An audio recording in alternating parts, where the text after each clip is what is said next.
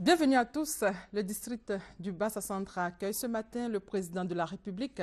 Une visite d'État de 4 jours pour communier avec les populations et booster le développement de la région du Bassa-Centre, de San Pedro, de la Nawa et du Boclé.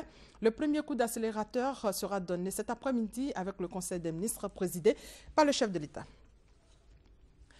Pour donc cette visite d'État, plus de 3000 FRC ont été déployés pour sécuriser la zone. Le point de la situation avec Abou Sanogo. La région de San Pedro accueille dans quelques heures le président de la République Alassane Ouattara. En vue de garantir le bon déroulement de cette visite d'État dans les localités de Fresco, Sassandra, Soubri, Tabou et San Pedro, les forces républicaines de Côte d'Ivoire lancent l'opération Nawiyo. Une opération qui vise à garantir la sécurité du séjour du chef de l'État dans le Boclé et à San Pedro. Pour la réussite de cette mission, 3965 hommes, tous issus des forces républicaines de Côte d'Ivoire, de la gendarmerie, de la police nationale, des eaux et forêts, avec l'appui de l'ONUCI, seront déployés. Et toutes ces actions seront coordonnées à partir du poste de commandement principal, c'est au bataillon de sécurisation du Sud-Ouest. Le déploiement est effectué à plus de 90%, c'est clair, et les derniers éléments de soutien vont rejoindre bientôt. C'est-à-dire que nous sommes satisfaits en termes de déploiement. Également en termes de soutien, c'était l'un de nos soucis, mais Dieu merci, la logistique suit. Nous avons les moyens pour exécuter pleinement cette mission.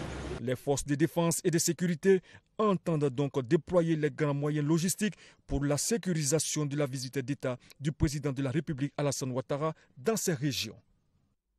Et juste avant l'arrivée de son époux, la première dame, comme à son habitude, a fait des dons d'une valeur de 100 millions de francs CFA aux populations de Meyagui.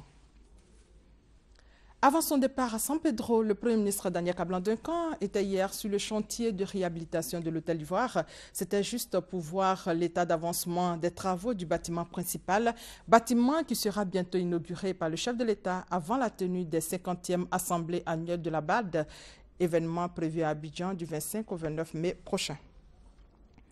Dans l'actualité judiciaire, le procès en assises de près de 80 proches de l'ancien régime touche à sa fin. Mardi 3 mars, le parquet général a présenté ses réquisitions. Parmi les leaders politiques proches de Laurent Gbagbo, c'est son épouse et son fils qui pourraient être condamnés aux plus lourdes peines. Le parquet a en effet requis 10 et 5 ans de prison contre Simone et Michel Gbagbo pour notamment constitution de bandes armées. En République démocratique du Congo, les victimes du chef de guerre congolais Thomas Lubanga, déclaré coupable d'enrôlement d'enfants soldats de moins de 15 ans et condamné en 2012 à 14 ans de prison, vont être indemnisés. La Cour pénale internationale a reconnu le droit à des victimes d'obtenir des réparations. Une première, le jugement de Thomas Lubanga avait été confirmé en appel le 1er décembre dernier. Rappelons l'information capitale du jour. Le président de la République dans le sud-ouest ce matin. L'arrivée du chef de l'État à San Pedro est prévue pour 10h45 et dans l'après-midi, il présidera un conseil des ministres. Toutes les informations sur cette visite d'État à suivre sur nos antennes dans quelques instants avec des plateaux spéciaux, analyse et décryptage de nos consultants.